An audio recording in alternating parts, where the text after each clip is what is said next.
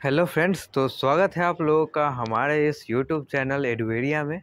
तो आज जो आप लोग देख ही रहे हो कि स्क्रीन पे कौन सा सब्जेक्ट आज होने वाला है, क्या टॉपिक हमारा होने वाला है, आप लोग ये जान ही रहे हो। तो चलिए हम लोग स्टार्ट करते हैं क्लास को, बिना किसी एक्स्ट्रा बकतूत किए हुए क्लास को आगे की ओर बढ़ाते हैं।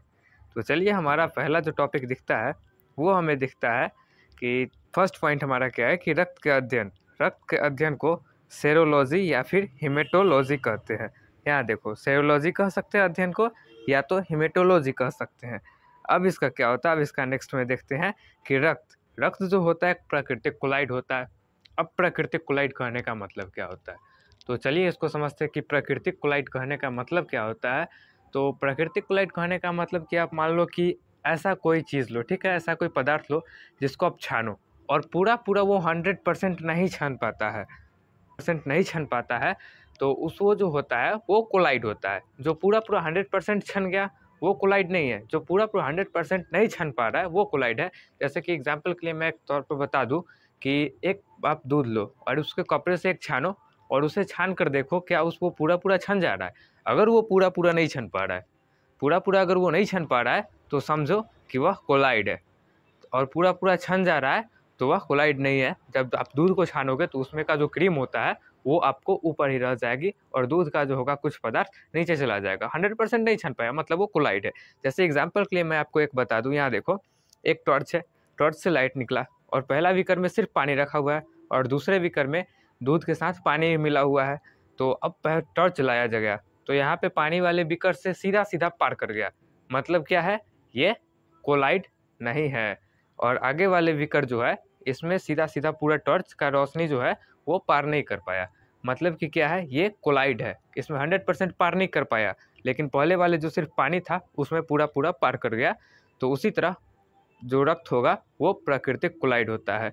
अब वो आप छान कर देखो रक्त को कपड़े से ही, तो वो जो होगा वो 100% नहीं छन पाएगा, मतलब कि वह कोलाइड है। अब आगे चलते हैं नेक्स्ट। तो आगे देखते हैं कि रक्त जो होता है एक संयोजी उत्तक होता है। संयोजी उत्तक कहने का क्या मतलब होता है, तो संयोजी उत्तक कहने का मतलब होता है कि संयोजी उत्तक एक कनेक्टिंग टिश्यू होता है जो एक दूसरे से जोड़े रखता है। तो यहाँ पे मैं दिखा रहा हूँ आपको पिक्चर में, यहाँ देखो आप कि जो कनेक्टिंग टिश्यू है, प्लाज्मा है, प्लेटलेट्स है, रेड ब्लड सेल है, व्हाइट ब्लड सेल है, ये सब जो सेल्स है वो एक दूसरे से जुड़े हुए हैं। मतलब ये सब एक दूसरे से जुड़े हुए हैं जिससे कारण इसे संयोजी उत्तक कहा जाता है। और ये सब रक्त के ही सेल्स हैं, पूरे plasma, platelets, red blood cell और व्हाइट ब्लड सेल, ये सब ब्लड में ही आते हैं। जो ये सब एक दूसरे से जुड़े हुए हैं जिससे कारण इसे संयोजी उत्तक भी कहा जाता है। एक दूसरे से ये हमेशा जुड़े रहते हैं। अब नेक्स्ट में देख लेते हैं हम लोग। तो नेक्स्ट में देखते हैं क्या कि रक्त का जो होता है पीएच मान, रक्त का पीएच मान जो होगा 7.4 होगा, मतलब ये क्षार है। अब क्षार क्यों होगा भाई, तो क्षार कहने का मतलब है कि इसका जो है 7.4 है, मतलब 7 से ज़्यादा है। तो आपको ये लॉजिकली याद रखना पड़ेगा, ये याद आपको रखना ही पड़ेगा कि जो 7 से अगर ज़्यादा होता है, किसी का पीएच मान अगर 7 से ज़्यादा है तो वो क्षार है, अगर 7 से कम है तो वो अम्ल है, और अगर 7 है तो वो उदासीन है। तो हम रक्त को देख लेते तो इसका पीएच मान जो है 7.4 है, जिसके कारण ये जो है ये अभी क्षार है। तो आगे हम लोग नेक्स्ट टॉपिक देखते हैं कि क्या नेक्स्ट पॉइंट है। रक्त परिसंचरण का खोज जो है विलियम हार्वे ने किया था। तो रक्त परिसंचरण कहने का क्या मतलब है, खोज तो विलियम हार्वे जी ने कर दिया, अब रक्त परिसंचरण क्या था। तो रक्त परिसंचरण का मतलब होता है कि हमारे शरीर में जो पूरे घूम रही है ब्लड, पूरे सर से लेकर पाँव तक हमारे शरीर में जो घूम रही है ब्लड, इसी को रक्त परिसंचरण कहा जाता है, जिसकी खोज जो है विलियम हार्वे सर जी ने की थी। तो अब हम अपना नेक्स्ट टॉपिक देखते हैं, नेक्स्ट क्या है। तो पुरुषों में जो होता है रक्त का मात्रा जो होता है, पुरुषों में रक्त का मात्रा 5.5 लीटर होता है, मतलब 5.5 लीटर पुरुषों में होगा, और महिलाओं में जो होगा रक्त का मात्रा 5 लीटर होता है। अब आप कहोगे कि इसमें 5.5 लीटर, पुरुष में 5.5 लीटर और महिलाओं में 5 लीटर, ऐसा क्या है। तो इसमें जो होता है ये हीमोग्लोबिन के कारण होता है। जो पुरुषों में जो होता है रक्त की मात्रा वो अधिक होती है, हीमोग्लोबिन की मात्रा, जिसके कारण रक्त की भी मात्रा ज़्यादा होती है, और महिलाओं में जो होती है हीमोग्लोबिन की मात्रा कम होती है, जिसके कारण ये जो होता है रक्त ये महिलाओं में कम होता है। अब देख लेते हैं जो सामान्य मानव में कितना रक्त पाया जाता है। जो मानव में अगर पूछे, अगर क्वेश्चन में ना मेल पूछा ना फीमेल पूछा, सिंपल से पूछ दिया कि मानव में सामान्यतः कितना रक्त पाया जाता है, तो आप उसका आंसर दे सकते हो 5 से 6 लीटर। तो अगर पुरुष में पूछता है तो आप 5.5 लीटर बताओ, और अगर महिलाओं में पूछता है तो 5 लीटर बताओ, अगर ना मेल पूछा ना फीमेल पूछा, सीधा पूछ दिया कि रक्त कितना होता है मानव में, तो आप सीधा बता दो कि 5 से 6 लीटर होता है। चलो अब नेक्स्ट में देख लेते हैं कि रक्त का निर्माण, रक्त का निर्माण कैसे होता है। अब रक्त का निर्माण यहाँ पे देखते हैं हम लोग कि वयस्कों में जो होता है बोन मैरो में होता है। बोन मैरो कहने का मतलब आप लोग को आगे पिक्चर के तौर पे समझा देते हैं। चलो इसको पहले मैं सिंपल से पहले बता देता हूँ कि बोन मैरो क्या होता है। हड्डियों के बीच में जो होता है छेद, जो होता है हड्डियों के बीच में होल जो होता है, उसी को बोन मैरो कहा जाता है, जहाँ पे रक्त का निर्माण होता है वयस्कों में। वयस्कों में रक्त का निर्माण कहाँ होगा, तो बोन मैरो में होगा। बोन मैरो मतलब अस्थि मज्जा। अब देखते हैं जो भ्रूण में अवस्था में कहाँ होगा। चलिए, तो हम लोग तो देख लिए कि वयस्कों में होता है, हड्डियों में होता है, हड्डियों के अंदर जो बोन मैरो होता है उसके अंदर होता है। अब जो भ्रूण अवस्था में जो बच्चा अभी जन्म लिया ही नहीं है, जो अभी भ्रूण में ही है, 1 महीने का हो या 9 महीने का हो, जो अभी भ्रूण में है, वो कहाँ उसका होगा अब रक्त का निर्माण। तो उसका रक्त का निर्माण जो होता है या कृत में होगा या तो स्प्लीन में होगा। मतलब कहने का मतलब है कि लीवर में होगा या तो प्लीहा में होगा, यही सब दोनों में होता है। इसका बच्चे का जो होता है, जो भ्रूण अवस्था में होता है, जो अभी तक गर्भ में ही है शिशु, उसका। अब तो डायग्राम में आप लोग को देख सकते हो कि यहाँ देखो डायग्राम में जो होता है, यहाँ बच्चे को देख सकते हो आप। यहाँ जो है लीवर में इसका जो है रक्त का निर्माण जो हो रहा है, यहाँ पे देखो आप लीवर जो है, यहाँ पे ये चीज़ जो है इसमें रक्त का निर्माण हो रहा है बच्चे का। नहीं तो यहाँ जो स्प्लीन जो ये दिख रहा है, ये चीज़ ये स्प्लीन में होता है। तो भ्रूण अवस्था में होता है या तो लीवर में इसका रक्त का निर्माण होगा या तो स्प्लीन में इसका रक्त निर्माण होगा। और आगे हम लोग देख लेते हैं कि जो इसका जो है वयस्कों में कहाँ होगा। तो वयस्कों में जो होगा, वयस्कों में रक्त का निर्माण जो होगा यहाँ बोन मैरो, जैसे कि मैंने अभी पीछे अभी आपको बताया कि बोन मैरो में निर्माण होता है। तो बोन मैरो को पिक्चर के थ्रू समझो। यहाँ देखो मैं आपको बता दे रहा हूँ, बोन मैरो में जो होगा ये होता है बोन मैरो, ये हड्डियों के बीच में जो होता है होल, ये होता है बोन मैरो। यहाँ पे होगा वयस्कों का निर्माण होगा, वयस्कों का जो होता है अंदर रक्त का निर्माण जो होता है यहीं पे होता है। और दूसरे पिक्चर में आप देखो तो इसमें थोड़ा बड़ा सा दिख रहा है, ये देख सकते हो, ये जो है पूरा भाग ये बोन मैरो है, ये पूरा बोन मैरो होता है। मतलब कि रक्त का निर्माण यही बोन मैरो में होता है, हड्डियों के अंदर, हड्डियों के अंदर बोन मैरो का निर्माण होगा। अब हम लोग आगे की ओर देखते हैं, तो आगे क्या मिलता है हमको, तो ब्लड होता है। अब ब्लड स्टोर कहाँ होता है, तो ब्लड जो स्टोर होता है वो स्प्लीन में होता है। स्प्लीन कहने का मतलब प्लीहा, जहाँ स्प्लीन जो होता है प्लीहा में होता है रक्त का निर्माण। यहाँ देखो आपको स्प्लीन का पिक्चर आपको दिखाया गया है, ये देखो, ये जो दिख रहा है स्प्लीन, ये चीज़, ये जो होता है यहीं पे रक्त का निर्माण होता है। और स्प्लीन जो होता है हमारे रिब्स के अंदर में होता है, यहाँ पे जो दिख रहा है आपको, और यही बड़ा करके आपको दिखाया गया है। तो स्प्लीन में जो होगा हमारा रक्त का वो स्टोर होता है, रक्त जाके वहीं पे स्टोर होगा हमारे स्प्लीन में। तो अब यहाँ पे देखते हैं, चलो स्टोर हो गया। अब स्टोर, अब स्प्लीन को ब्लड बैंक भी कहा जाता है। अब भाई स्प्लीन को ब्लड बैंक कहा जाता है, स्टोर हो रहा है तो उसको ब्लड बैंक कहा जाता है। अब जहाँ पे हमारा ब्लड स्टोर हो रहा है, इसको भी हम लोग ब्लड बैंक के भी नाम से जानते हैं। ब्लड बैंक किसको कहा जाता है, तो स्प्लीन को कहा जाता है। अब लॉजिकली आप समझो कि आप, चलो पैसा आप कमा रहे हो, आप अपना पैसा को बैंक में जमा कर रहे हो, तो बैंक में जमा कर रहे हो उसको कह, जहाँ जमा कर रहे हो उसको बैंक कह रहे हो। उसी तरह से जहाँ हमारा ब्लड जमा हो रहा है उसको हम लोग ब्लड बैंक कहते हैं। मतलब ब्लड बैंक कहाँ, ब्लड कहाँ जमा हो रहा है, तो स्प्लीन में, इसलिए स्प्लीन को ब्लड बैंक कहते हैं। अब देख लेते हैं नेक्स्ट में कि क्या है। तो नेक्स्ट में अब है कब्र। कब्र भी अब स्प्लीन को ही कहा जाएगा। तो कब्र भी स्प्लीन को ही कहा जाता है। मतलब कि जब रक्त का जो होता है मर जाता है, जो दुनिया में आया है उसको जाना है। इसका मतलब जब ब्लड आया है तो ब्लड को भी एक ना एक दिन मरना ही है। जब ब्लड जो मर जाता है तो उसका कब्र जो होता है वो स्प्लीन को ही कहा जाता है। मतलब मरने के बाद भी ये यहीं जाएगा, मरने के बाद भी जो होता है ब्लड स्प्लीन में ही जाता है। ये चीज़ आप लोग याद रखना। अब हम लोग देख लेते हैं कोलेस्ट्रॉल।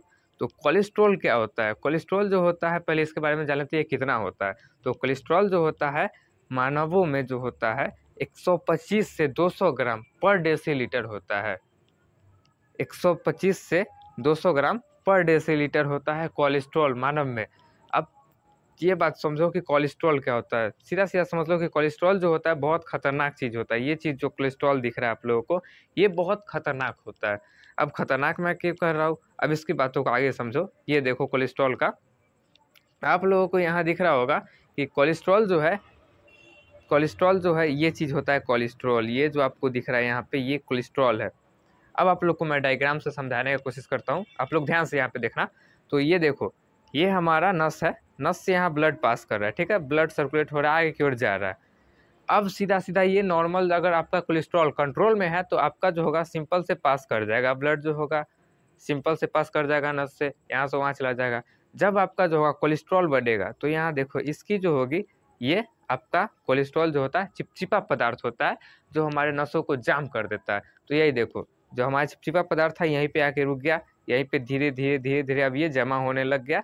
अब यहाँ पे क्या करेगा, हमारे ये जो नस था खाली था पहले, यहाँ देखो ये वाला नस जो था ये हमारा पहले खाली था। अब ये वाला दूसरा को देखो कि धीरे धीरे धीरे धीरे भरते भरते अब ये छोटा सा रास्ता बच गया है।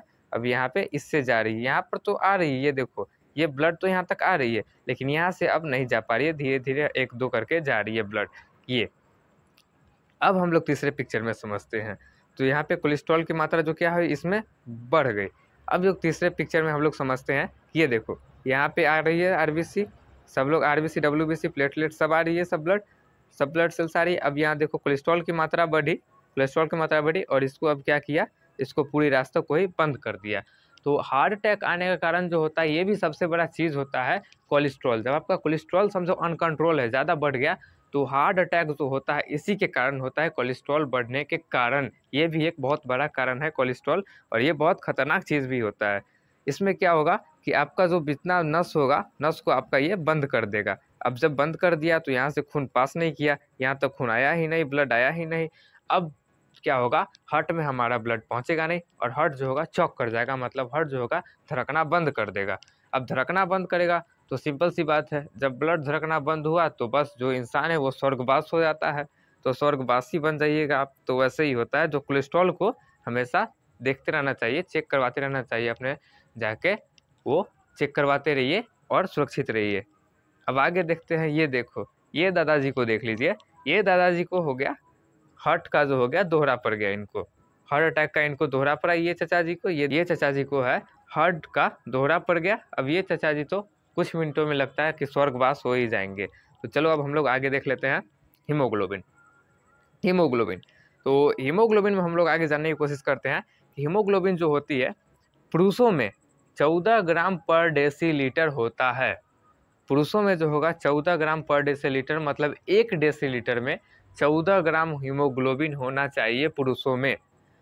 अब मैंने आपको अभी बताया था जस्ट पीछे कि जो ब्लड जो होती है वो महिलाओं में कम और पुरुषों में ज़्यादा होती है। तो इसका कारण मैंने आपको बताया था कि हीमोग्लोबिन होता है, हीमोग्लोबिन की मात्रा ज़्यादा होती है और पुरुषों में जो होती है ज़्यादा और महिलाओं में कम होती है, ये मैंने कारण बताया था। तो अब यहाँ समझो आप, जो हीमोग्लोबिन होता है पुरुषों में 14 ग्राम पर डेसीलीटर हुआ और महिलाओं में जो हुआ 13 ग्राम पर डेसीलीटर हुआ।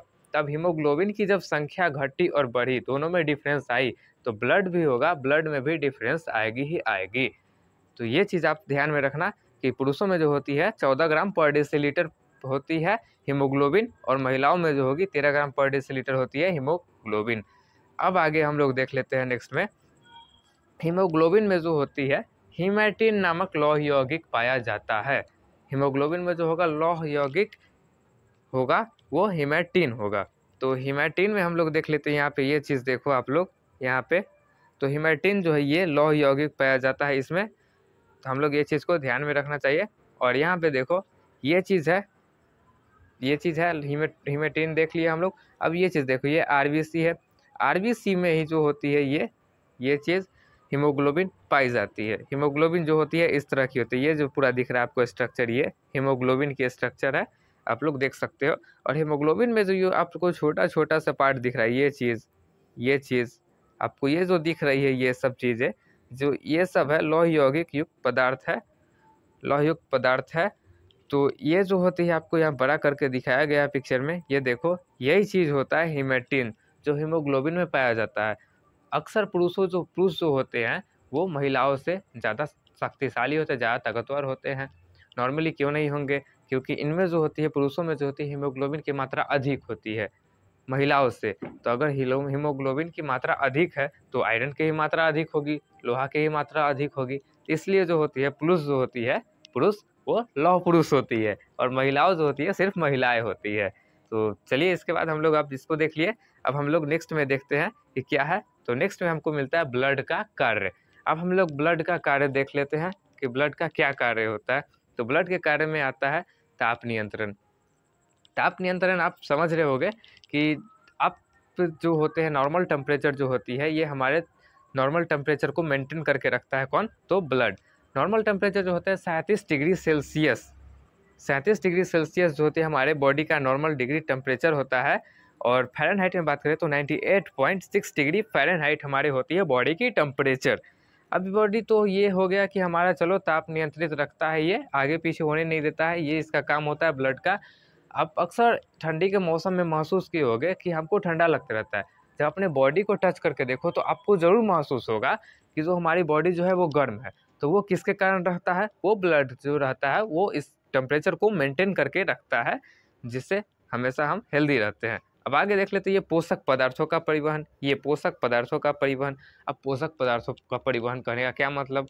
तो पोषक पदार्थ जो होगा, जो ब्लड कैसे आप परिवहन, ब्लड ही जो होता है पोषक पदार्थों का परिवहन करता है। इसका मतलब जो होता है पोषक पदार्थों का परिवहन, ये जो आप जब आप सुई लेते हो, मान लो कि नसों में, हाथ की नसों में आप सुई लिया, अब वो जो हुआ सुई जाके सीधा ब्लड के साथ मिल गया, नसों में लिया तो अब ब्लड के साथ मिला तो उसमें सुई में जो होगा कुछ पोषक पदार्थ भी होगा, तो वहाँ से जो होगा पोषक पदार्थ पूरे हमारे शरीर में ब्लड के थ्रू पहुँच जाएगी, पूरे शरीर में वो परिवहन कर देगा हमारे शरीर में, और हमारे शरीर को जो होगा इससे ऊर्जा प्रदान होती रहेगी, हमारे पोषक तत्वों की जो कमी होगी उसको पूरा कर देगा, जो ब्लड होता है वो पहुँचा देता है, पूरे शरीर में परिवहन कर देगा। अब हम लोग नेक्स्ट में देख लेते हैं कि गैसों का परिवहन। ये जो होगा ब्लड गैसों का ही परिवहन करता है। जैसे कि हम ले एग्जांपल के लिए कि हम ऑक्सीजन लेते हैं और कार्बन डाइऑक्साइड छोड़ते हैं। तो ऑक्सीजन लेते हैं तो क्या होता है कि जो ऑक्सीजन लेते हैं तो लेने का काम हमारा नाक करता है, ठीक है। अब वहाँ से जो है अंदर जानता है, पूरे शरीर में यहाँ तक जाता है हमारे फेफड़ा तक। मतलब समझो आप, फेफड़ा जो होता है, फेफड़ा तक जाता है, लेकिन लेकर कौन जाता है? तो वो ब्लड लेकर जाता है। फेफड़ा का बस हमारा काम होता है कि ऑक्सीजन को जमा करके रखना, मतलब जैसे स्प्लीन जो हुआ ब्लड को जमा करके रखता है, भर के रखता है अपना, उसी तरह से फेफड़ा जो होता है हमारे ऑक्सीजन को बस स्टॉक करता है, जमा करने का काम करता है। वो परिवहन का काम नहीं करता। परिवहन का काम जो करता है, हमारे पूरे शरीर में पहुँचाने का काम करता है, वो ब्लड ही करता है, जो हमारे शरीर में पूरे गैसों का परिवहन करता है। अब हम लोग नेक्स्ट में देख लेते हैं उत्सर्जी पदार्थों का जो होगा वो परिवहन। उत्सर्जी पदार्थों का परिवहन, अब उत्सर्जी पदार्थ क्या होते हैं? तो उत्सर्जी पदार्थ जो होते हैं बेकार पदार्थ, जैसे यूरिया वगैरह हो गई, ये सब जो होती है हमारे उत्सर्जी पदार्थों का परिवहन करती है कौन? ब्लड ही हमारे उत्सर्जी पदार्थों का परिवहन करता है। जैसे कि हम देख लेते हैं कि उत्सर्जी पदार्थों का परिवहन, हमारे शरीर से उत्सर्जी पदार्थों का परिवहन ब्लड करेगा, लेकिन हमारे शरीर से निकालने का काम ये नहीं करेगा। जैसे कि आप देख लो कि उत्सर्जी पदार्थों का परिवहन किया, लेकर हमारा शरीर गया उत्सर्जी पदार्थों को, और जैसे ही वहाँ पे किडनी के पास पहुँचा, किडनी वहाँ से डायलिसिस विधि द्वारा जो होगा उसको उत्सर्जी पदार्थ को वहीं रख लेगा और ब्लड को कहेगा तुम जाओ भैया, अब तुम जा सकते हो, तुम फ्री हो। तो वहाँ से ब्लड जो होगा निकल जाएगा और डायलिसिस विधि द्वारा जो होगा उत्सर्जी पदार्थ वहीं स्टोर हो जाएगा और वहीं से चला जाता है। अब देख लेते हैं हम लोग नेक्स्ट में क्या है। तो नेक्स्ट में हम लोग को देखने को मिलता है यही चीज़ जो ताप नियंत्रित रखता है और पोषक पदार्थ, हार्मोन्स, गैस तथा उत्सर्जी पदार्थों का भी परिवहन करता है। ये हार्मोन्स का भी परिवहन करता है, हमारा शरीर जो होता है हार्मोन्स वगैरह का भी परिवहन करता है। अब नेक्स्ट में हम लोग और देखते हैं कि ब्लड। अब देखते हैं कि ब्लड में हमारे में होता क्या-क्या है। हम लोग तो बेसिक जानकारी प्राप्त कर लिए कि चलो ये इतना ब्लड होता है, वो उतना होता है, हीमोग्लोबिन इतना होता है महिलाओं में, फीमेल में काहे लौह पुरुष होता है और काहे महिला महिला ही रहती है। जो लौह को जितना ज़ोर से मारो उसको चोट नहीं लगता है, मतलब चोट लगता है उतना नहीं लगता है, लेकिन महिलाओं को धीरे से मारो तो ज़्यादा चोट लगता है। तो वही कारण है कि हीमोग्लोबिन की मात्रा जो होती है ऊपर-नीचे होती है, जिसके कारण ऐसा होता है। अब हम लोग यहाँ पे देखते हैं कि ब्लड। अब ब्लड में हम लोग देख लेते हैं क्या-क्या चीज़ होती है। तो ब्लड में सबसे पहले हम लोग देखने को मिलता है कि ब्लड में प्लाज़्मा होती है। अब प्लाज़्मा क्या होती है? तो प्लाज़्मा के बारे में हम लोग आगे डिस्कस कर लेंगे, उससे पहले और भी देख लेते हैं और भी कुछ होती है। तो चलिए देखते हैं। यहाँ पे जो होती है ये चीज़ ब्लड में क्या होगी? रुधिराणु होगी। अब रुधिराणु क्या होता है? रुधिराणु कोई ब्लड का हिस्सा नहीं है। रुधिराणु कहा जाता है जो ब्लड में जो उपस्थित है मॉलिक्यूल छोटे-छोटे कण के रूप में उपस्थित है, इसलिए इसको रुधिराणु कहा जाता है। और ये प्लाज़्मा जो होती है लिक्विड फॉर्म में होती है, इसलिए जो होती है इसको प्लाज़्मा एक अलग है। और रुधिराणु जो होता है, रुधिराणु सिर्फ मॉलिक्यूल्स होती है और मॉलिक्यूल्स के रूप में जो भी होगा वो रुधिराणु के ही अंदर में आएगा। तो यहाँ पर देख लेते हैं रुधिराणु कोई चीज़ नहीं है जो इसके अंदर उपस्थित होगी। तो अब यहाँ पे देखते हैं हम लोग नेक्स्ट में कि रुधिराणु जो होती है, रुधिराणु में जैसे कि पार्ट्स मॉलिक्यूल पार्ट्स के जैसा होता है। रुधिराणु कोई चीज़ नहीं है, लेकिन रुद्राणु के अंदर ही ये सब आते हैं, मतलब इसको रुद्राणु में रखा गया है, रुद्राणु को कैटेगरी में रखा गया है क्योंकि ये मॉलिक्यूल्स के रूप में है, और प्लाज्मा जो है लिक्विड के रूप में है, इसलिए ये एक अलग है, बाकी ये भी अलग है अपना रुद्राणु के रूप में। अब रुद्राणु में देख लेते हैं, सबसे पहले होता है आरबीसी। आरबीसी जो होती है रेड ब्लड सेल, लाल रक्त कणिका, हमारे ब्लड में होती है रुधिराणु में। अब दूसरा होता है डब्ल्यूबीसी, व्हाइट ब्लड सेल, श्वेत रक्त कणिका। अब थर्ड में देख लेते हैं तो प्लेटलेट्स होती है। अब इसका जो होता है, अब रासायनिक नाम देख लेते हैं हम लोग, इसका रासायनिक नाम क्या होता है। तो आरबीसी की जो होगी रासायनिक नाम एरिथ्रोसाइट होती है। ये एग्जाम में अक्सर पूछे जाते हैं कि डब्ल्यूबीसी, आरबीसी या फिर प्लेटलेट्स, इन तीनों के रासायनिक नाम बताएं। तो आप लोग ज़रा इस पर गौर करना, ये चीज़ होती है बहुत इंपॉर्टेंट होती है, जो ध्यान से आप लोग इसको देखना, और कॉपी हो तो नोट डाउन इसको जरूर कर लेना आप लोग, आपको इससे बेनिफिट मिलेगी। तो आप लोग इस बात का ध्यान रखना, और हम लोग आगे देख लेते हैं। आरबीसी में एरिथ्रोसाइट जो होता है रासायनिक नाम होता है, आरबीसी का रासायनिक नाम होता है, और डब्ल्यूबीसी का जो रासायनिक नाम होता है ल्यूकोसाइट होता है, और प्लेटलेट्स का जो होता है थ्रोम्बोसाइट्स। मतलब आरबीसी का एरिथ्रोसाइट्स रासायनिक नाम, और डब्ल्यूबीसी का रासायनिक नाम ल्यूकोसाइट, और प्लेटलेट्स का रासायनिक नाम थ्रोम्बोसाइट। अब आगे हम लोग और देख लेते हैं प्लाज्मा।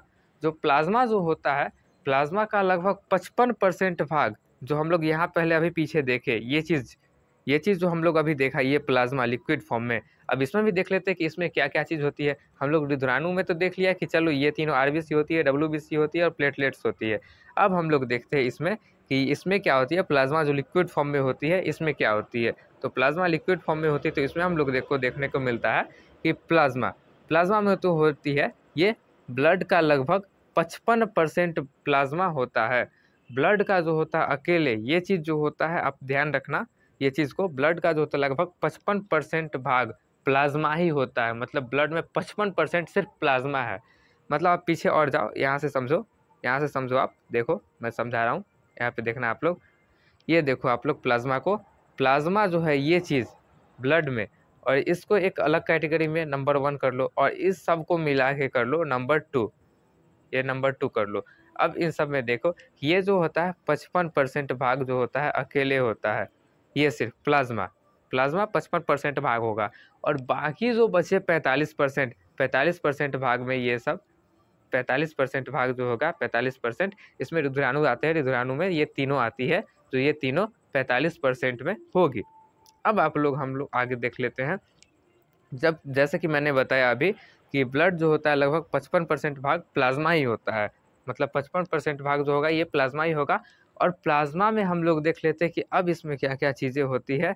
तो प्लाज्मा में होती है 7% प्रोटीन होती है, 7% प्लाज्मा के भाग में जो होती है। अब प्लाज्मा के अंदर हम लोग आ गए। अब प्लाज्मा में जो होती है 55% जो बनी होती है, उसमें 7% प्रोटीन होती है, 0.9% नमक होता है, और 0.1% ग्लूकोज होता है। अब ये हम लोगों ने ना जान लिया, 7% प्रोटीन हो गए, 0.9% नमक हो गए, और 0.1% ग्लूकोज हो गए। इसको आप लोग कॉपी में नोट डाउन करते चलना, ये बहुत इंपॉर्टेंट है, इसलिए मैं इसको बता रहा हूँ। चलो अब आगे देखते हैं हम लोग का।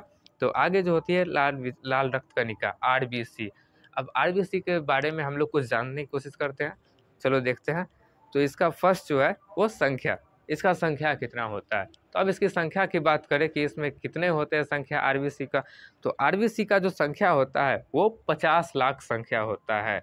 मतलब यूट्यूब की भाषा में बात करें तो 5 मिलियन। आपको किताबों में भी लिखी मिल जाएगी, एनसीईआरटी की जो बुक होगी उसमें लिखी मिल जाएगी, वहाँ पे 50 लाख नहीं करके 5 मिलियन लिखा रहेगा, 5M। तो उस तरीके से लिखी रहती है किताबों में, तो आप उसको समझ लेना। तो इसमें अब अगर इसका देख ले संख्या तो 50 लाख। और जीवन काल की बात करें तो जीवन काल 120 दिन होते हैं। अब जीवन काल कहने का मतलब, जब ये, इसका जो जीवन काल कहने का मतलब है कि जब ये पैदा हुआ और पैदा होने से इसके मरने तक, मतलब ये पैदा हो गया और फिर इसके मरने तक, इसके बीच में जो ये जितना जिंदगी जिया वो 120 दिन का होता है इसका जीवन काल। मतलब मात्र ये 120 दिन ही जिंदा रहेगा और फिर ये मर जाएगा फिर। अब आगे देख लेते हैं हम लोग कि रुधिराणु जो होता है 95% भाग होता है। अब मैंने इसको बताया कि वो तो 55% था प्लाज्मा, रक्त का भाग जो था, रक्त में वो 55% था। अब हम लोग सिर्फ इसमें आते हैं आरबीसी में। तो रुधिराणु जो होता है, जैसे कि मैंने अभी आपको पीछे बताया था, ये देख लो आप, यहाँ देखो कि मैंने आपको यहाँ बताया कि रुधिराणु जो होता है ये, सॉरी एक मिनट, ये चीज़ मैंने आपको बताया। रुद्राणु जो होता है, रुद्राणु, ये चीज़ इसमें जो होती है ये 95% भाग, 95% ये अकेले होता है। ये इसमें रुद्राणु में जो होता है, रुद्राणु पूरे रुद्राणु जो होगा ये चीज़ और ये चीज़ होगा, इसमें 95% ये आरबीसी अकेले होगी और 5% में जो होगी ये दोनों होगी, 5% में ये दोनों अपना मिलकर रहेगी। और अब आगे देख लेते हैं हम लोग नेक्स्ट में, वहाँ पे फिर से चलते हैं और ये देख लेते हैं। रुद्राणु जो होता है 95% भाग होता है और रुद्राणु का आकार जो होगा, रुद्राणु का आकार, अब आकार की बात कर लेते हैं, इसकी आकार कैसी होती है। इसकी आकार जो होगी ये गोल होती है। रुद्राणु की आकार जो होगी गोल होती है, जैसा कि यहाँ पर देखो आप लोग, यहाँ पे रुद्राणु है और इसकी आकार जो होगी वो गोल होगी। दिख रहा है आप लोग को, यहाँ पे ये गोल होती है और बीच में चिपटी होती है, बीच में चिपटी होती है। ये इसका देखो सबका आकार गोल होगा और बीच में चिपटी होती है। तो अब हम लोग पीछे इससे आते हैं, तो यहाँ पे देखते हैं हम लोग, जो इसमें जो होता है केंद्रक नहीं होता है। अब इसमें केंद्रक होता ही नहीं है, तो इससे एक क्वेश्चन ये भी बन सकता है कि क्या आरबीसी से जो होता है डीएनए और आरएनए की जांच किया जा सकता है, तो इसका आंसर होगा नहीं। अब इसका कारण जानते हैं क्यों नहीं। तो डीएनए और आरएनए जो होता है वो हमारे केंद्रक में उपस्थित रहता है, और जब आरबीसी में केंद्रक ही नहीं है तो उसमें डीएनए और आरएनए होगा ही नहीं, जिसके कारण इसका जो होगा डीएनए और आरएनए की जाँच कभी नहीं हो सकता है। तो इसमें आरबीसी जो होगा, आरबीसी में डीएनए की जांच किया नहीं जा सकता, क्योंकि इसमें केंद्रक होता ही नहीं है उपस्थित, जो कि केंद्रक में ही आरएनए और डीएनए उपस्थित रहता है, जो कि इसमें केंद्रक है ही नहीं। तो इससे क्या होगा कि आपका डीएनए की जांच इससे आरबीसी से कभी नहीं हो सकता। अब जो ये होता है, ऊंचाई पर जाने पर जो होता है आरबीसी की संख्या में वृद्धि हो जाती है। अब ऊंचाई पर जाने में, यहाँ देखो, ऊंचाई पर जाने में आरबीसी की संख्या में वृद्धि हो जाती है। जब हम बहुत ऊंचाई पर जाते हैं, बहुत ऊंचाई पर जाते हैं, तो वहाँ ऑक्सीजन लेवल जो होता है, ऑक्सीजन लेवल वो चीज़ घट जाएगी, ऑक्सीजन लेवल वहाँ पे घट जाएगी। इससे कारण होगा कि हमारे आरबीसी में जो होगा वो वृद्धि, आरबीसी की संख्या में जो होती है 50 लाख से बढ़कर वृद्धि हो जाती है। और अब इसमें देखते हैं, इसमें लाइसोसोम नहीं पाया जाता है। इसमें जो होगा क्या होगा कि इसमें लाइसोसोम नहीं पाया जाएगा। अब आप कहोगे, इससे मेन पॉइंट बनती है कि अब आप कहोगे कि सर जी लाइसोसोम जो होती है, अब इसमें लाइसोसोम पाई नहीं जाती है और आपने बनाया कि जो ज़िंदगी में आया है वो मरेगा ही। अब एक बात बताओ कि ये मरेगा, लाइसोसोम तो ख़त्म करता है सबको, जितने भी सेल्स होता है, इसमें लाइसोसोम है ही नहीं, तो इसको खा के पचाएगा कौन। अब इसको खा के पचाएगा, काम खत्म करने का काम लाइसोसोम इसमें नहीं है, तो लाइसोसोम का तो बात ही खत्म रहा। अब इसमें देखते हैं कि इसका खत्म कौन करेगा, तो स्प्लीन खत्म करता है। इसका जो होता है, इसका आरबीसी में जो होगा ये सीधा जाके स्प्लीन में चला जाएगा और स्प्लीन इसको अपना डिस्ट्रॉय कर देगा, आरबीसी को डिस्ट्रॉय कर देगा। अब यहाँ पे देख लो, जैसे कि आरबीसी मैंने आकार इसका बताया था। अब यहाँ पे देख लो, ये चीज़ यहाँ से बना, बोन मैरो से बन गया ब्लड, और ब्लड बनने के बाद यहाँ से निकला और स्प्लीन में चला गया, और स्प्लीन में जाने के बाद ये जो आरबीसी जो था इसको डिस्ट्रॉय कर दिया। और देखो यहाँ जो दूसरे पोषक पदार्थ थे जो इसके साथ गए थे, उसको यहाँ पे इसने छोड़ दिया। तो स्प्लीन का काम होता है कि आरबीसी को मतलब पकड़ के, जो मर जाते हैं, डेड हो जाते हैं, डैमेज होते हैं, उसको आरबीसी, ये जो होता है स्प्लीन, वो पकड़ के रख लेता है आरबीसी को। मतलब इसको जो होता है, मतलब इसको जो होता है यहाँ पे पकड़ के रख लेता है, और इसको डिस्ट्रॉय करने का काम जो होता है वो स्प्लीन ही करता है। अब आगे हम लोग देख लेते हैं, यहाँ पे आरबीसी की संख्या जो होती है हीमोसाइटोमीटर से ज्ञात की जाती है। अब हीमोसाइटोमीटर क्या है, तो हीमोसाइटोमीटर जो है ये चीज़ एक मशीन है। देखो यहाँ पे हीमोसाइटोमीटर जो है ये चीज़ एक क्या है, मशीन है। यहाँ पे देख लो, आप यहाँ पे देख सकते हो, ये चीज़ जो आपको ये मशीन दिख रही है, यही चीज़ है हीमोसाइटोमीटर। इससे क्या होगा, आपकी आरबीसी की संख्या का जो माप करेगा, ये इससे ज्ञात किया जाता है आरबीसी की संख्या को। आरबीसी की संख्या को यही चीज़ हमारा मापेगा, इसी से हमारा आरबीसी का संख्या जो होता है मापा जाता है। अब देख लेते हैं कि आरबीसी जो होती है, आरबीसी की कमी से जो होने वाले रोग होते हैं वो क्या-क्या होते हैं। तो आरबीसी की कमी से जो रोग होते हैं वो होते हैं रक्त अल्पता रोग या फिर पीलिया रोग। अब रक्त अल्पता रोग और पीलिया रोग क्या होती है, तो अब हम लोग और आगे चलते हैं, इसमें अब समझते हैं रक्त अल्पता क्या होती है रोग और पीलिया रोग क्या होती है।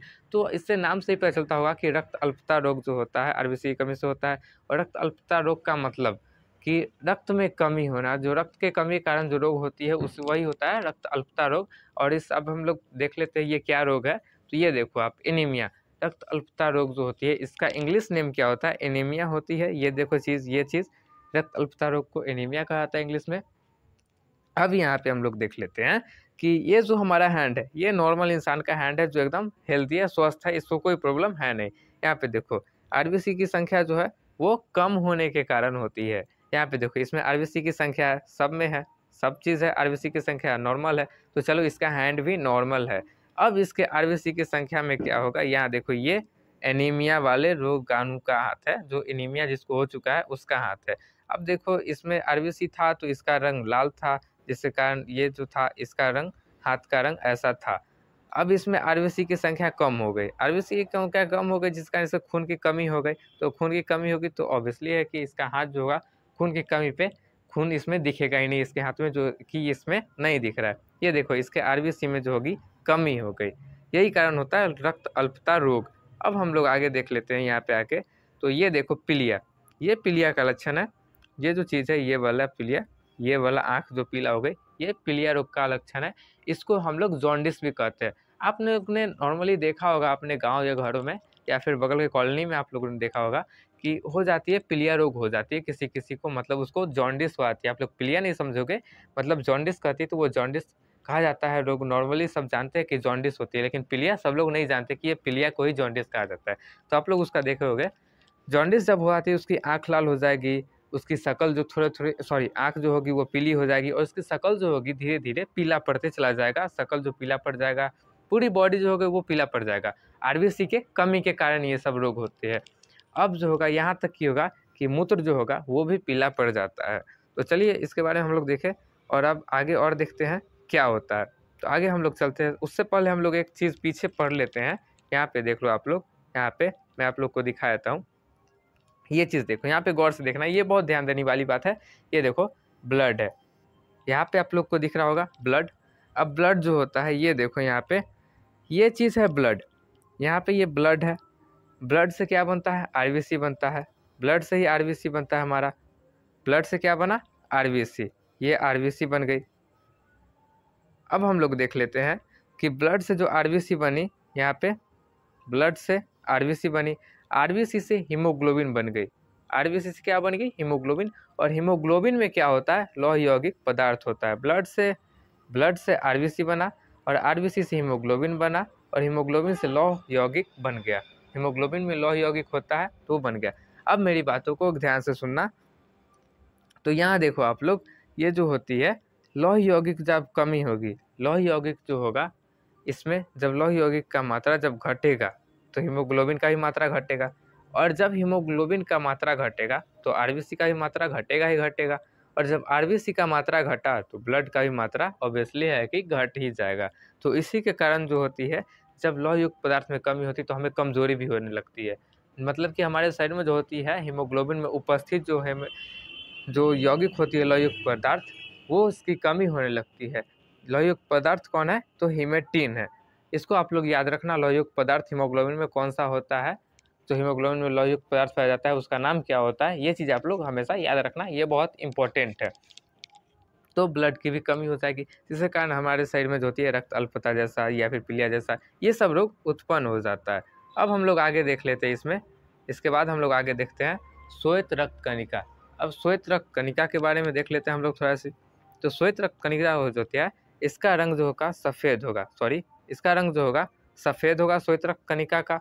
इसका सफ़ेद अब का होगा, तो आरबीसी का रंग जो था वो लाल था क्योंकि उसमें हीमोग्लोबिन उपस्थित था।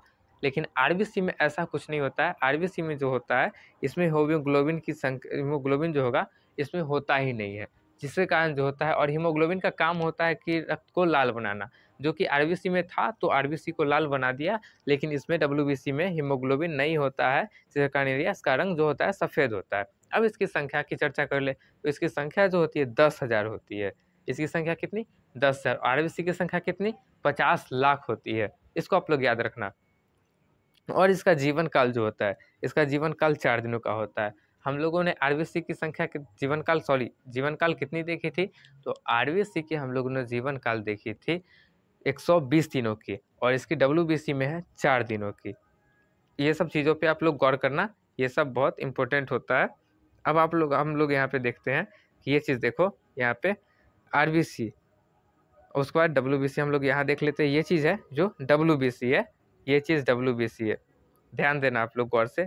अब यहाँ पे हम लोग देखते हैं कि ये चीज़ देखो, यहाँ पे देखो कि इसमें केंद्रक उपस्थित होता है। अब ये बात आती है, आरबीसी में तो केंद्रक उपस्थित था नहीं, तो उससे क्या होता कि डीएनए का जाँच नहीं किया जा सकता था। अब उसका कारण मैंने बता दिया है आरबीसी में। अब आप लोग इसमें बताओ कमेंट बॉक्स में कि इसमें जो होगा केंद्रक में उपस्थित होता है, उपस्थित नहीं होता है, इसमें केंद्रक उपस्थित होता है। तो इसमें डीएनए और आरएनए जो होता है, इसमें क्या डीएनए, इसमें केंद्रक जो होता है डीएनए और आरएनए होता है, इससे क्या जो होता है डीएनए और आरएनए की जाँच जो हो सकता है, कर सकते हैं। अब इसमें देख लो कि इसमें केंद्रक उपस्थित होता है, तो केंद्रक उपस्थित होता है, मैंने अभी आरबीसी में बताया था केंद्रक उपस्थित नहीं होता है और उसमें डीएनए आरएनए की जाँच किया जा सकता है कि नहीं किया जा सकता। ये मैंने आरबीसी में समझा दिया था किसमें किया जाएगा और किसमें नहीं किया जाएगा। अब यहाँ पे देख लो इसमें केंद्रक उपस्थित है, तो आप लोग कमेंट बॉक्स में बताओ इसमें डीएनए या आरएनए की जाँच किया जा सकता है कि नहीं? अब हम लोग आगे बढ़ते हैं, इसको आप लोग कमेंट बॉक्स में बताना कि जाँच किया जा सकता है कि नहीं। इसका आकार जो होगा, इसका आकार सबसे बड़ा होता है। इसका आकार जो होगा बहुत बड़ा होगा, सबसे बड़ा, मतलब red blood cell, white blood cell इससे बड़ा आपका होगा। प्लेटलेट्स इससे सबसे बड़ा इसका होता है, रक्त में इसका सबसे बड़ा होता है आकार। अब हम लोग आगे देख लेते हैं, इसमें आगे आते हैं तो ये देखो, इसमें हम लोगों ने केंद्रक की बात किया था अभी-अभी, तो केंद्रक में देखा था, तो केंद्रक में यहाँ देखो ये चीज़ होती है इसकी केंद्रक। ये डब्ल्यूबीसी और डब्ल्यूबीसी में ये जो चीज़ जो है, ये चीज़ है, ये केंद्रक। इसी को न्यूक्लियस कहा जाता है। अब आप लोग को मैंने यही क्वेश्चन दिया था, तो फिर से वो क्वेश्चन को मैं रिपीट कर देता हूँ कि आप लोग कमेंट बॉक्स में बताओ इसे डीएनए और आरएनए की जाँच किया जा सकता है कि नहीं? आप लोग इस चीज़ को कमेंट बॉक्स में ज़रूर बताओ। अब आगे हम लोग देख लेते हैं, इसमें जो होता है लाइसोसोम पाया जाता है। इसमें लाइसोसोम पाया जाता है। अब आरबीसी में लाइसोसोम पाया नहीं जाता था, तो उसकी मृत्यु जो होती थी ब्लड में, उसकी मृत्यु जो होती थी जाके सीधा स्प्लीन में वो डिस्ट्रॉय हो जाता था, स्प्लीन में जाके वो मर जाता था। इसकी मृत्यु जो होगी इसमें जो होता है लाइसोसोम होता है, जिसके कारण जो होगी इसकी मृत्यु जो होगी ब्लड में हो जाएगी और लाइसोसोम जो होगा इसको पचा-उचा देगा, मतलब पचा के काम इसका खत्म कर देगा। अब इसमें देख लेते हैं डब्ल्यूबीसी जो होती है, इसमें प्रतिरोधक क्षमता बढ़ाता है। डब्ल्यूबीसी जो हमारे शरीर के लिए बहुत इम्पोर्टेंट होता है, जैसे कि हमें रोग से बचाता है, बाहरी किसी चीज़ से जो, मतलब मान लो कि हमारे बॉडी के लिए बहुत हार्मफुल है, तो हार्मफुल है तो उससे रिपेयरिंग करने का या फिर हमको उससे बचाने का काम कौन करता है? डब्ल्यूबीसी। अगर डब्ल्यूबीसी आपके शरीर में सही मात्रा में उपस्थित है, मतलब डब्ल्यूबीसी आपके शरीर में सही मात्रा में उपस्थित है, 10,000 उपस्थित है, तो समझो कि आप एकदम फिट हो, आप किसी भी चीज़ से लड़ने के लिए, किसी वायरस वगैरह से लड़ने के लिए रेडी हो। अगर इसमें गड़बड़ है, तो समझ लो कि आप जो होगे बार-बार बीमार पड़ोगे, आपका स्टूडेंट लाइफ़ ये पूरा बिगाड़ देगा। आप पढ़ना तो चाहोगे लेकिन पढ़ नहीं पाओगे। आपका ये हर एक बार जो होगा स्थिति बुरा कर देगा, कभी सर्दी हो गया, कभी ज़ुकाम हो गया, कभी बुखार हो गया, तो कभी कुछ हो गया। तो इसमें क्या होगा, डब्ल्यूबीसी की जो प्रतिरोधक क्षमता जो होती है, इसे बनाए रखता है।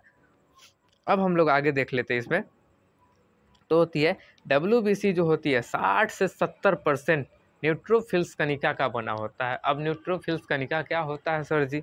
चलिए, डब्ल्यूबीसी जो होता है, डब्ल्यूबीसी पूरा बना होता है, तो डब्ल्यूबीसी में जो होता है ये 60 से 70% न्यूट्रोफिल्स कणिका का ही बना होता है पूरा डब्ल्यूबीसी। तो 60 से 70% ऐसा क्या चीज़ है? तो यहाँ हम लोग देखते हैं, ये चीज़ देखो, ये चीज़ है न्यूट्रोफिल्स कणिका। ये चीज़ है हमारा न्यूट्रोफिल्स कणिका, न्यूट्रोफिल्स कणिका है। इसी चीज़ का होता है डब्ल्यूबीसी जो होता है हमारा 60 से 70% बना होता है डब्ल्यूबीसी, इस चीज़ का पूरा का पूरा। अब हम लोग देखते हैं, इसे शरीर का बॉडीगार्ड भी कहा जाता है। अब जो सिंपल सी बात है, अब जो हमारे बॉडी को गार्ड करेगा, उसको तो हम बॉडीगार्ड नॉर्मली कहेंगे ही। ये हमारे शरीर को प्रतिरोधक क्षमता बढ़ाता है, वायरस से लड़ने की क्षमता देता है, क्षमता रखता है। तो इसको क्या होगा कि इसे हम लोग बॉडीगार्ड भी कहते हैं। नेक्स्ट पॉइंट हम लोग देख लेते हैं, डब्ल्यूबीसी जो होती है, डब्ल्यूबीसी में अब क्या-क्या होती है।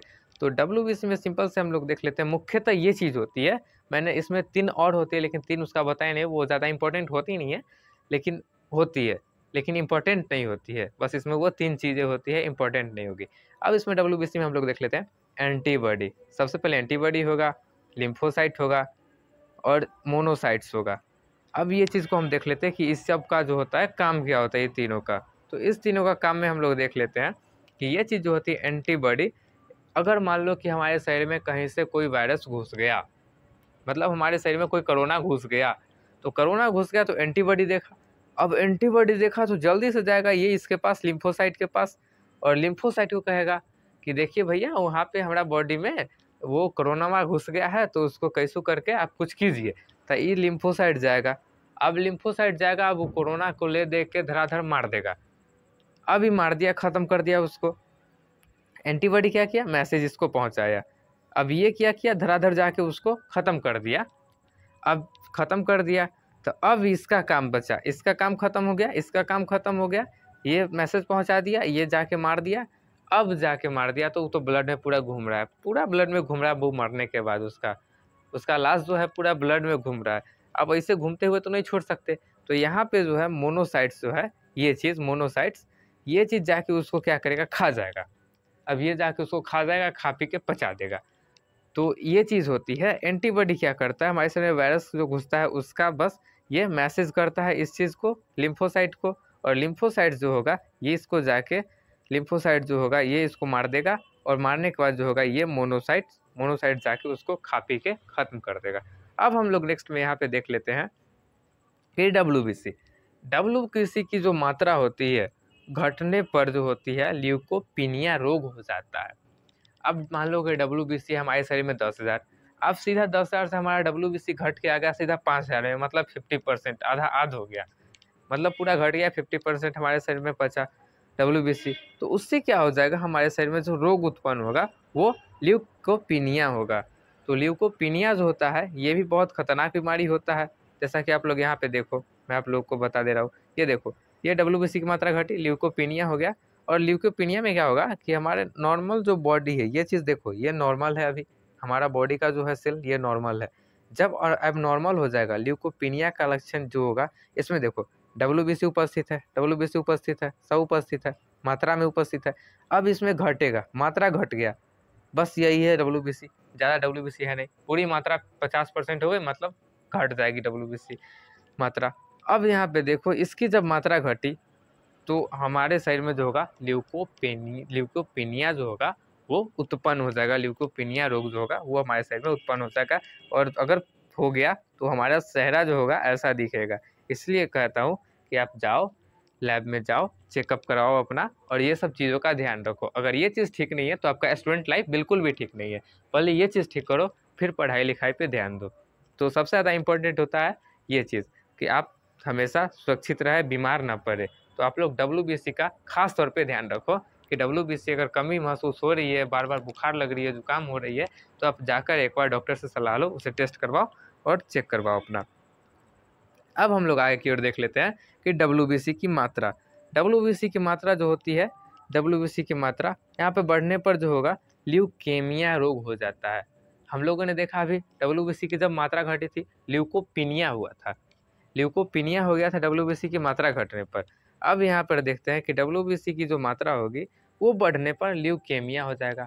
ये चीज़ याद रखना आप, डब्ल्यूबीसी की मात्रा बढ़ी तो क्या होगा, डब्ल्यूबीसी की मात्रा बढ़ी तो क्या होगा, ल्यूकेमिया हो जाएगा। और डब्ल्यूबीसी की मात्रा घटी तो ल्यूकोपीनिया हो जाएगा। ये चीज़ आप लोग ध्यान रखना, ये चीज़ बहुत इंपॉर्टेंट है कि डब्ल्यूबीसी की अगर मात्रा जो होगी अगर घट गई तो वो आपको ल्यूकोपीनिया हो जाएगी। अगर डब्ल्यूबीसी की मात्रा बढ़ गई, मतलब 10,000 से ज़्यादा चली गई, 10,000 से 15,000 हो गई, तो आपको ल्यूकेमिया हो जाएगा। और सीधा अगर 5,000 पे आ गई तो आपको ल्यूकोपीनिया हो जाएगा। तो इस चीज़ का आप लोग ध्यान रखना, अपने बॉडी का खुद ध्यान रखो। अब आगे देख लेते हैं हम लोग कि जो नॉर्मल बॉडी जो होगा, नॉर्मल ब्लड जो होगा इस टाइप का होगा, मतलब डब्ल्यूबीसी की मात्रा जो है इसमें नॉर्मल है, ये सब चीज़ देखो, डब्ल्यूबीसी की मात्रा जो है ये सब नॉर्मल है। अब ये नॉर्मल होते होते होते होते जब आपका अब नॉर्मल हो जाएगा तो इस टाइप का ल्यूकेमिया का हो जाएगा कि आपका जो होगा डब्ल्यूबीसी की मात्रा ज़्यादा हो जाएगा, ज़्यादा एकदम डब्ल्यूबीसी बहुत ज़्यादा मात्रा में उपस्थित हो जाएगा, 10,000 के बदला 15,000 में उपस्थित हो जाएगा। तो इससे क्या होगा कि आपको जो होगा, आपका जो होगा इससे आपको बहुत हार्म होगा। इससे क्या होता है, इस टाइप की जो होगी आपको स्किन जो होगी इस टाइप की हो जाएगी, जिसको अजीब सा रेड हो जाएगा और चकत्ता हो जाएगा, चकत्ता ऐसा पूरा डिजीज, स्किन डिजीज हो जाएगा। तो आप लोग इसका ध्यान रखो कि ये चीज़ होती है घटने पर। यहाँ देखो, ये देखो, घटने पर तो हो गया आपको ल्यूकोपीनिया, और जब बढ़ गया तो ल्यूकेमिया हो गया। ये चीज़ आप लोग ध्यान रखना, ये चीज़ बहुत इंपॉर्टेंट है। अब आगे देख लेते हैं डब्ल्यूबीसी की कमी से होने वाले रोग। अब डब्ल्यूबीसी आपका मान लो कि बहुत ज़्यादा घट गया, बहुत ज़्यादा आपका WBC घट गया, तो उसमें उस स्थिति में क्या हो जाएगा आपको कि जो हो गया आपको ब्लड कैंसर हो जाएगा। यहाँ पे देख लो आप, ब्लड कैंसर हो जाएगा जब बहुत ज़्यादा मात्रा में घट जाएगी तब, और एड्स हो जाएगा। ये सब चीज़ जो होती है नॉर्मली हो जाती है WBC की जब मात्रा बहुत ज़्यादा घट जाएगी, तो आपका प्रतिरोधक क्षमता से लड़ने की क्षमता जो होती है, वो जो वायरस वगैरह से लड़ने की क्षमता, वो आपका शरीर में खत्म हो जाएगी। तो ये चीज़ आप लोग ध्यान रखें कि WBC को हमेशा मेंटेन करके चले, ना ज़्यादा हो ना कम हो। ये चीज़ बहुत हार्म करता है। अब हम लोग यहाँ पे देख लेते हैं ये चीज़ को। तो यहाँ देखो आप, ब्लड कैंसर, ये चीज़ दिख रहा है ब्लड कैंसर। ब्लड कैंसर में यही चीज़ हो जाता है, आपको जितना भी होगा ब्लड कैंसर, सब ब्लड को RBC WBC जो होगा, प्लेटलेट्स होगा, आपके शरीर में एक बार ब्लड कैंसर वाला घुस गया वायरस, तो आपके शरीर का जो ब्लड होगा उस सबको खराब कर देगा, सबको खराब कर देगा, जो कि आपको लिए बहुत हार्मफुल है। अब नेक्स्ट में देख लेते हैं एड्स। एड्स भी वही काम करता है, जाके ब्लड में ही फैल जाता है। और आप अक्सर देखो कि जब हमारे शरीर में जो होती है एड्स होती है ना, तो एड्स में बहुत प्रॉब्लम होती है। यहाँ देखो आप, एड्स जो हो जाएगी, तो ये चीज़ होती है एड्स की। तो जब एड्स हो जाएगी आपके शरीर में, तो ये एंटीबॉडी जो होती है, अब मैंने अभी आपको इसका काम बताया था, इन तीनों का, एंटीबॉडी, लिम्फोसाइट और मोनोसाइट। यहाँ पे आप लोग ध्यान से देखो कि एंटीबॉडी जो होगी इसको मैसेज पहुँचाएगा, चलो एंटीबॉडी है। अब ये लिम्फोसाइट बेचारा एड्स होने पे यही चीज़ जो है मर जाती है, लिम्फोसाइट से ही मर जाएगी। इसके कारण जो होगा, ये तो यहाँ मैसेज पहुँचाएगा, लेकिन ये सुनेगा ही नहीं, ये बेचारा खुद अपना स्वर्ग में चला गया। तो ये चीज़, ये बात, ये लिम्फोसाइट नहीं सुनेगी, जिसके कारण जो होगी ये पहुँचाएगा यहाँ तक, लेकिन ये उसको मारने नहीं जाएगा, और हमारे शरीर में जो होगा एड्स ये बढ़ जाएगा, और एक हद तक बढ़ने के बाद जो होगा लोगों का जो होता है, मृत्यु हो जाती है लोगों की, उस चीज़ होती है। तो इस चीज़ को आप लोग खास तौर से ध्यान रखो। और प्लेटलेट्स जो होती है, प्लेटलेट्स, यहाँ पे जो होती है प्लेटलेट्स का जो आप लोग को पिक्चर दिखा है यहाँ पे, ये देखो ये चीज़ होती है प्लेटलेट्स, ये है प्लेटलेट्स, ये प्लेटलेट्स पूरी है। अब यहाँ पे देख लो कि ये देखो इसकी संख्या जो होती है 4 लाख होती है। जो मैंने बताया था रुद्राणु में जो होती है, जो आपको 3 चीज़ बताए थे, RBC, WBC और प्लेटलेट्स बताए थे। तो RBC की संख्या जो थी हमारे शरीर में, RBC की संख्या 5 मिलियन थी, मतलब 50 लाख थी, और WBC की 10,000, और यहाँ पे मैंने अभी बता रहा हूँ प्लेटलेट्स की संख्या जो है 4 लाख है। अब आप लोग ध्यान से याद करो कि जो RBC की जो थी वो जीवन काल कितनी थी। RBC की जो जीवन काल थी, इसको याद रखना आप लोग, मैं इसको बार-बार बता रहा हूँ, RBC, WBC और प्लेटलेट्स की ये जीवन काल इस कितना है और इसकी संख्या कितना है, ये चीज़ मैं आपको बार-बार बता रहा हूँ, इसको आप ध्यान में रखना। RBC की जो है ये संख्या, इसकी संख्या जो थी 5 लाख थी, सॉरी 50 लाख थी, और WBC की 10,000 और प्लेटलेट्स की 4 लाख। तो ये चीज़ हो गया। और वो जो था इसमें जीवन काल जो उसका था 120 दिनों का था RBC का, और WBC का जीवन काल देखें तो 4 दिनों का, और प्लेटलेट्स का जीवन काल 8 से 9 दिन का लगभग होता है। और जो होता है प्लेटलेट्स की बात करें, तो प्लेटलेट्स में क्या होगा कि इसमें केंद्रक नहीं होता है। तो इसमें केंद्रक नहीं होता है, तो इसमें केंद्रक नहीं होता है, तो केंद्रक जो होता है न्यूक्लियस में होता है, जैसे कि मैंने आपको RBC में समझाया। और WBC का जो मैंने आपको बताया कि इसमें कमेंट बॉक्स में आप बताना कि इसमें होगा कि नहीं होगा। और आप लोग के लिए ये तो क्वेश्चन तो सिंपल हो गया, जैसे कि RBC में जो था केंद्रक नहीं था, तो हम उसका DNA और RNA की चेक नहीं कर सकते थे। उसी तरह से इसमें भी होगा कि हम लोग इसमें DNA जो होगा और RNA की जो चेक नहीं कर सकते, इसका जाँच नहीं कर सकते, क्योंकि इसमें केंद्रक उपस्थित नहीं है। तो अब आप लोग, हम लोग देख लेते हैं, यहाँ पे चलते हैं। इसमें लाइसोसोम नहीं पाया जाता है, इसमें लाइसोसोम पाया ही नहीं जाएगा। तो इसका भी वही बात है, RBC के जैसा, रेड ब्लड सेल के जैसा प्लेटलेट्स का भी वही बात है, इसमें RBC भी नहीं पाया जाएगा, मतलब कि सॉरी, इसमें जो होगा लाइसोसोम भी नहीं पाया जाएगा RBC की तरह। तो इसका जो होगा, इसका भी मृत्यु जाके स्प्लीन में ही हो आता है, मृत्यु इसकी स्प्लीन में ही होगी, और ये स्प्लीन में ही खत्म होगा। और यहाँ देख लो, आपको यही चीज़ दिखा रहा मैं, ये चीज़ देखो आप, यहाँ पे स्प्लीन है ये चीज़, और यहाँ पे स्प्लीन होती है, ये यहाँ पे स्प्लीन होती है, आपको दिख रही होगी, और यही चीज़ में जाके इसकी मृत्यु हो जाती है। कौन? तो इसका जो होता है प्लेटलेट्स का, प्लेटलेट्स का जो होता है यहीं पे जाके मृत्यु हो जाती है। आप लोग इस चीज़ को ध्यान में रखो, और आगे चलते हैं। और अब हम लोग देखते हैं कि प्लेटलेट्स जो होता है रक्का थक्का बनने में मदद करता है। अब यहाँ पे देखो, आप लोग को पिक्चर से मैं समझाने की कोशिश करता हूँ। मान लो कि ये किसी का हैंड है, ठीक है, ये किसी का मैंने मान लिया, जैसे कि यहाँ पे मान लो आप, ये किसी का हैंड है, किसी आदमी का, मान लो ये किसी आदमी का हैंड है, इसको काट दिया, इसको मैंने काट दिया। देखो अब आप लोगों ने हैंड तो कटवा दिया, अब हैंड कटा तो वहाँ से अब खून तो निकलेगा, खून तो निकलना ही है। आप लोगों ने किसी का हैंड कटवाया तो उसमें खून तो निकलेगा। अब देखो यहाँ से जो है ये हमारे शरीर में बॉडी में फ्लो हो रहा था, ब्लड फ्लो हो रहा था। अब इसको आप लोगों ने कटवा दिया यहाँ पे। अब क्या होगा, फ्लो यहाँ से यहाँ हो रही है, अब यहाँ भी होगी, यहाँ पे भी निकलेगी। और इसमें मैंने बताया कि ब्लड में आरबीसी, डब्ल्यूबीसी और प्लेटलेट्स ये तीनों होती है मतलब। तो ये जो होती है यही यहाँ पर जाएगी, ठीक है। ये जब यहाँ पे जाएगी तो प्लेटलेट्स का जो होता है, यहाँ पे आप देखो सिंपल से, प्लेटलेट्स जो होता है रक्त का थक्का बनने में मदद करता है। तो प्लेटलेट्स का काम क्या होगा, यहाँ पे सब जाते रहेगी और प्लेटलेट्स जो होगा यहाँ पे इन तीनों को जो है आरबीसी, जो प्लेटलेट्स है, जितने भी सेल्स है बॉडी ब्लड सेल्स है, इन सब को क्या करेगा, यहाँ पे बाहर जाएगी। और जैसे ही प्लेटलेट्स जाएगा ऑक्सीजन के संपर्क में, वैसे ही एक्टिवेट हो जाएगा, प्लेटलेट्स सक्रिय हो जाएगा। और ये जो जितने भी सेल्स रहेंगे इन सबको यहाँ पे एक दूसरे से जोड़कर बांध देंगे सबको।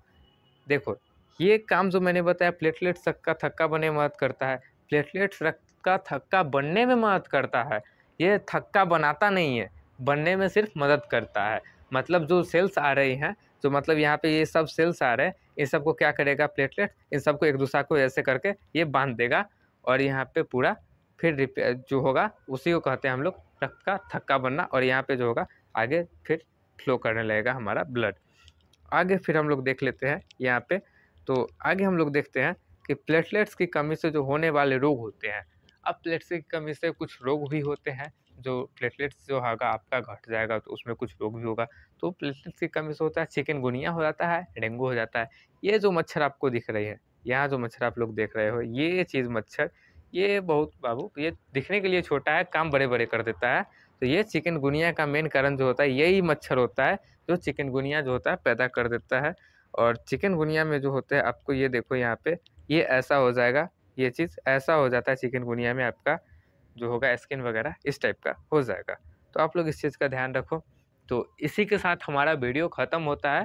तो अगर आप लोगों को कमेंट में मैं क्वेश्चन देता हूँ आप लोग को, जैसे कि आप लोग ये क्वेश्चन को कमेंट बॉक्स में ज़रूर बताना कि हीमोग्लोबिन में जो होता है कौन सा लौह यौगिक पदार्थ पाया जाता है, लौह यौगिक पदार्थ जो होता है कौन सा पाया जाता है, इसका आप लोग कमेंट बॉक्स में नाम ज़रूर बताना।